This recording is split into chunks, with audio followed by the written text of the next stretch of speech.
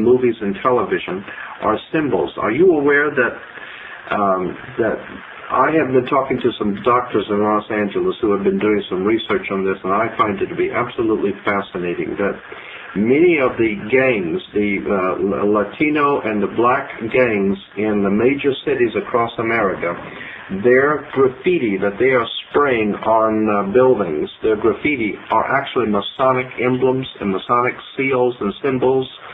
And I have seen a whole collection that these doctors have. These are medical doctors, but they are interested in this subject. And they have been collecting hundreds of pictures of graffiti and showing the research into the ancient secret societies.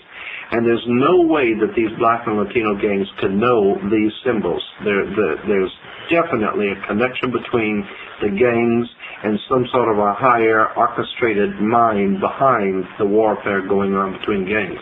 I don't think those gangs are by chance. I think they have been nurtured and orchestrated and promoted and even financed. I mean, if you think about it, how those gangs have money to travel around. They can buy guns. They can roam around. They don't have to work. Where are they getting their money from? Well, not only that, but their main occupation is the narcotics business and fomenting chaos, confusion, and fear. Right. And they haven't got the background of understanding, learning to put together the kind of logistics network that it would take to supply this kind of an enterprise. Absolutely. So someone with an awful lot of money, an awful lot of organization, and absolute ability to provide 100% protection is supplying these city gangs. It's not the mafia.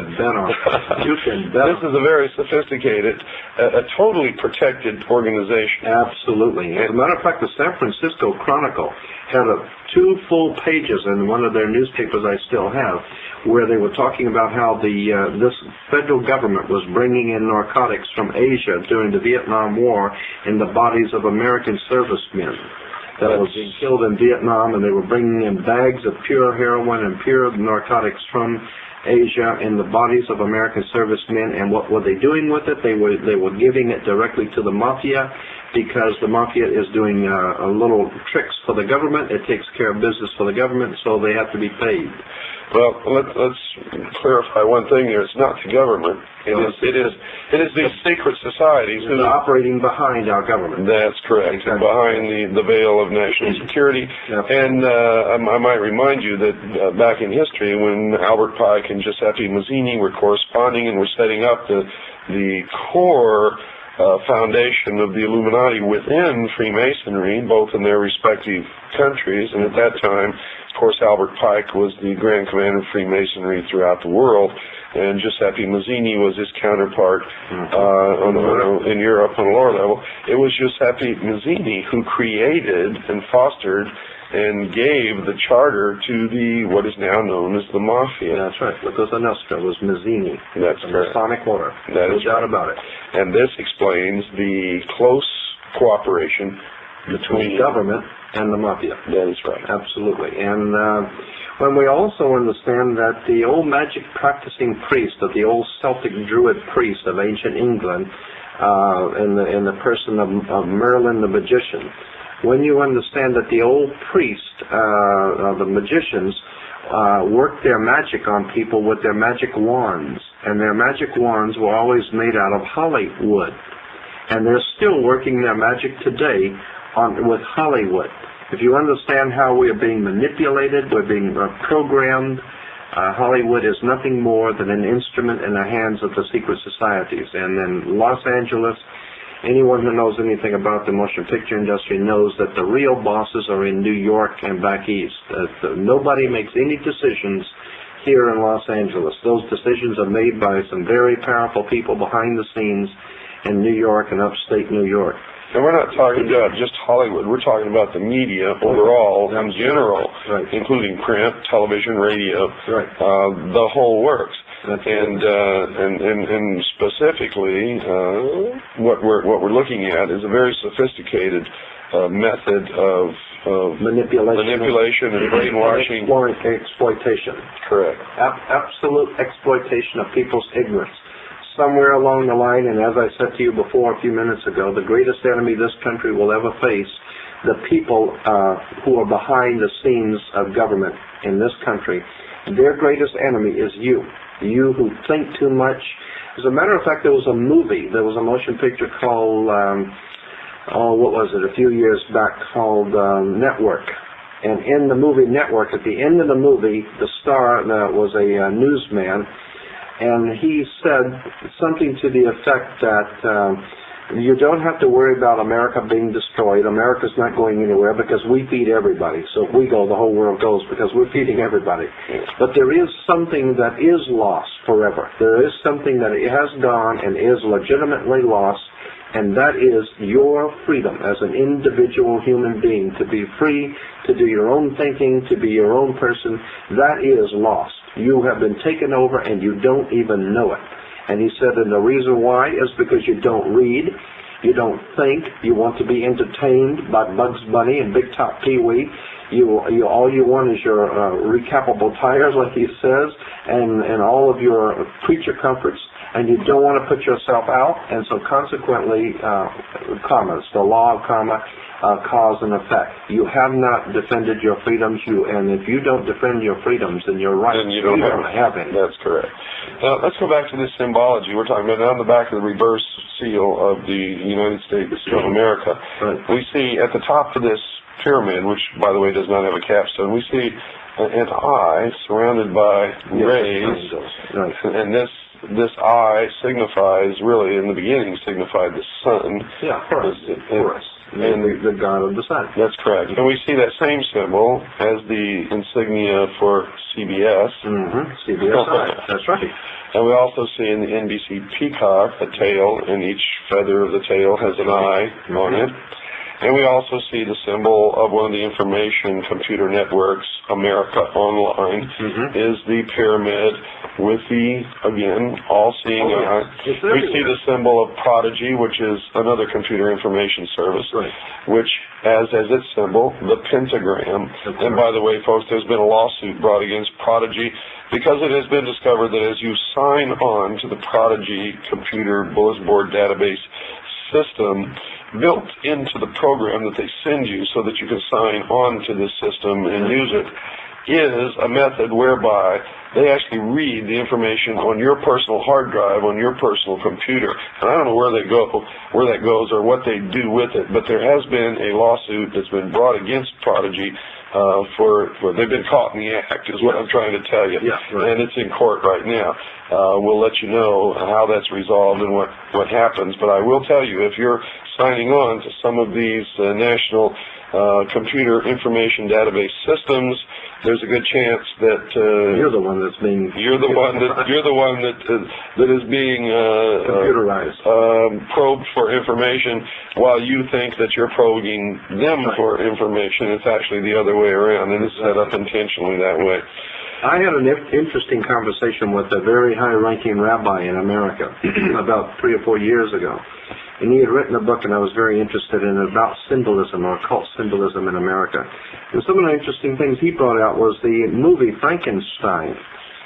If you break the word down, Frankenstein, and it goes back to Jacob Frank. And Jacob Frank in Europe was one of the leading members of the Illuminati in Europe.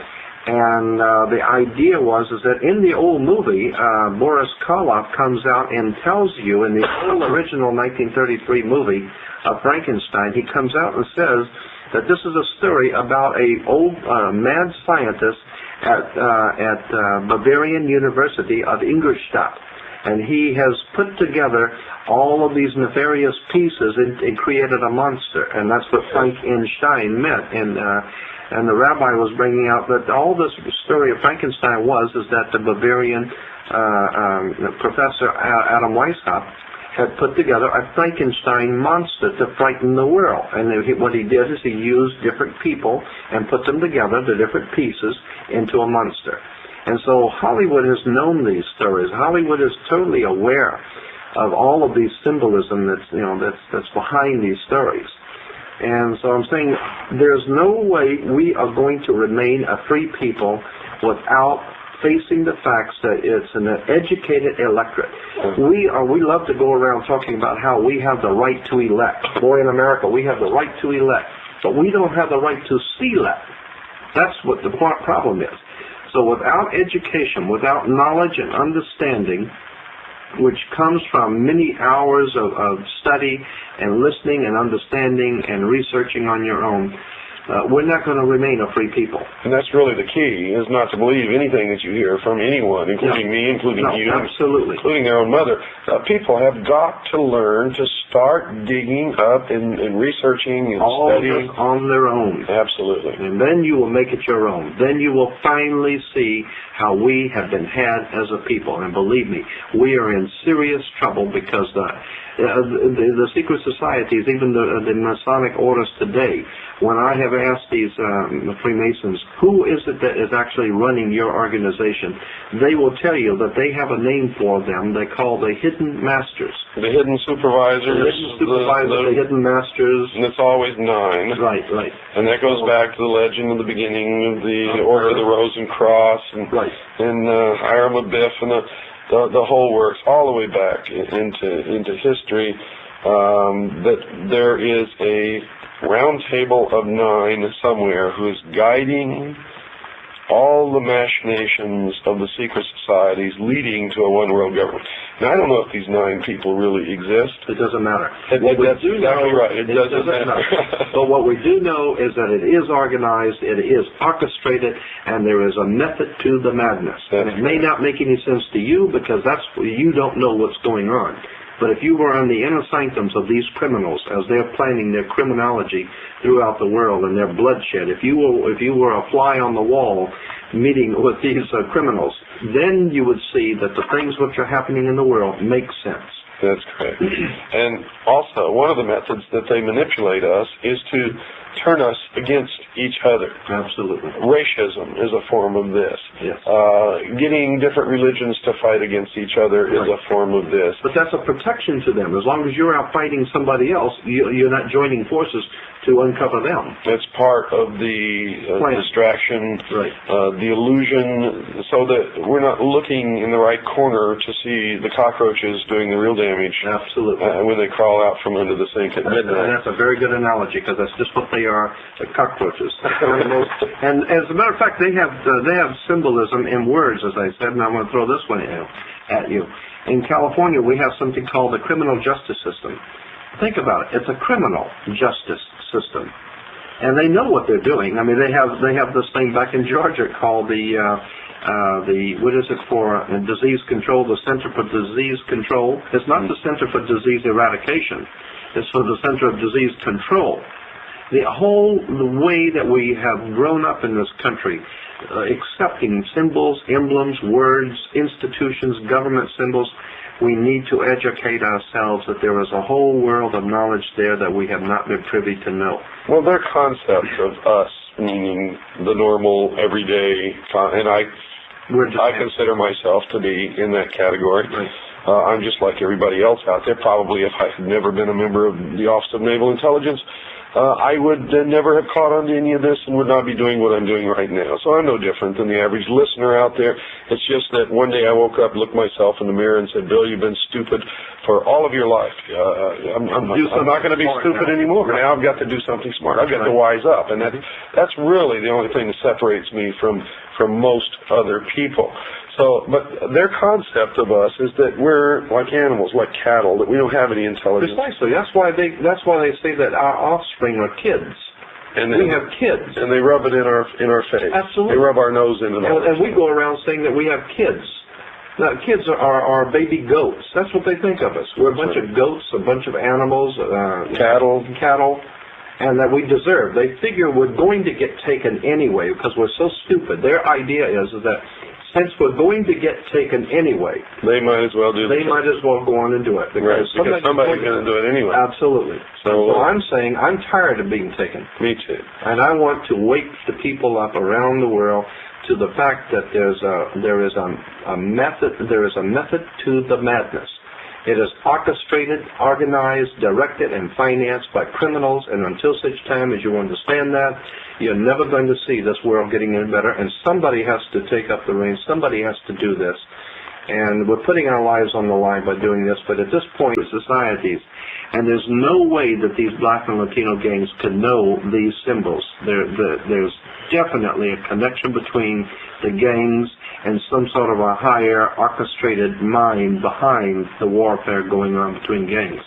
I don't think those gangs are by chance. I think they have been nurtured and orchestrated and promoted. Movies and television are symbols. Are you aware that I have been talking to some doctors in Los Angeles who have been doing some research on this, and I find it to be absolutely fascinating that many of the gangs, the Latino and the black gangs in the major cities across America, their graffiti, and they haven't got the background of understanding, learning, to put together the kind of logistics network that it would take to supply this kind of an enterprise. Absolutely. So someone with an awful lot of money, and even finance. I mean, if you think about it, how those gangs have money to travel around. They can buy guns. They can roam around. They don't have to work. Where are they getting their money from? Well, not only that, but